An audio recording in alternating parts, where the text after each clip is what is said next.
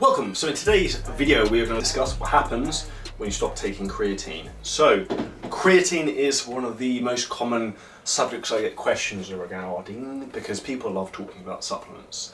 Now firstly, the word supplement says the most important things is supplements with a healthy diet, so always focus on the correct nutrition if you want to get jacked and also let shredded.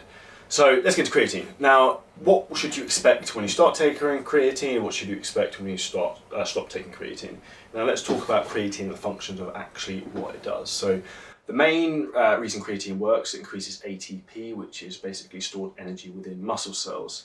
Now this stored energy allows us to essentially train in terms of increasing our amount of reps we can do, increases our power output, and therefore actually increasing the amount of load we can put through muscles. By doing this, we are able to create a bigger adaptive response from the muscle by increasing the amount of muscle tissue we're able to break down in a training session. So creatine is highly effective for increasing strength and power. Now, one of the big questions and misconceptions with creatine is that creatine will make you look watery or bloated or like the Michelin Man. The reality is, yes, creatine will increase your weight, creatine will increase water retention. However, creatine increases water retention intracellular within the muscle cells. It does not increase water retention subcutaneously, which is in the layers of fat between your skin and your muscle, which is what most people are referring to when they think they're holding water from creatine. So get that BS myth out of your brain straight away. So when you first start taking creatine, your body weight can shoot up a little bit, maybe 2 pounds, depending how big you are, and this will steady off.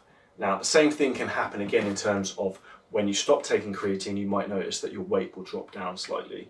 This is just because primarily your body is holding less water in the muscle cells itself, which will make you feel slightly more deflated, less like rounded within the muscle cells, and that's obviously going to have an impact on your weight because you've got less water within the muscle tissue. Now, in terms of creatine and dosing creatine, which is a very common question, how much should you take? Do you need to load it? We're going to run through that now.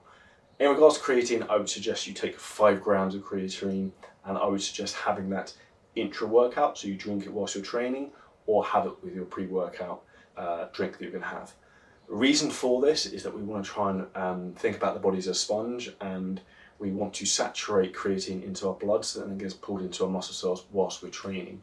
So having creatine logically around when you're working out is the most important time to have it. You can also use creatine on rest days because it has huge benefits in terms of cognitive function, in terms of how well our brain functions, which can obviously have a very positive outcome for everything in life, which is very important. A big question is regards, do I need to load creatine? I personally do not believe you need to load creatine. I don't think that's something that's necessarily necessary, and it's not something I personally do. I would recommend that you focus on doing just 5 grams intra-workout when training, and that would be enough to get you into your system. Do you need to use more creatine if you're a very big guy? Hypothetically, if you're 100 kilos plus with abs, you might be able to get away with a little bit more, but I've tried up to 20 grams of creatine after speaking with Milos Sarchev about it, and he's mentioned he does 20 to 50 grams with some of his clients, and personally it made absolutely no difference at all. So 5 grams is more than enough. In regards to side effects to creatine, creatine is the most scientifically researched supplement that actually works. So I would highly suggest that you bear that in mind when you're thinking about creatine supplementation. Is it safe? Because it is 100% safe. Another question is actually in regards to, is creatine natural? And am I going to take creatine? Am I on the juice, or am I going to be natural? So creatine is actually naturally found within meat products, predominantly in things like red meat. So creatine is a natural product that our body actually likes and wants to be consuming. However, it's difficult to get enough creatine from red meat alone. So supplementing like the one from Muscle Nation is something that I would highly recommend. So these are the main points in terms of creatine. Do I recommend you should take it? 100% yes. If you're serious about getting results, it's incredibly cheap. It's very, very cost effective.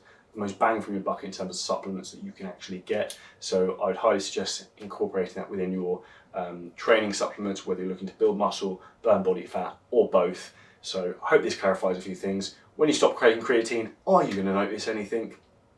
Probably not really. You might notice a light bit of reduction in strength, your body weight might drop a little bit.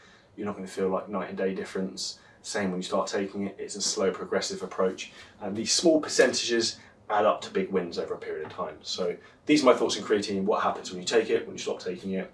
Any questions, drop us a comment below. If you need help with transforming your physique to build the ultimate body, shredding body fat, building muscle, then hit the link below this video and book in your own, your free 6-pack strategy call with myself and the CJ coaching team. And we'll catch up with you in the next video. Make sure you smash the subscribe button, hit the like, and we'll see you there.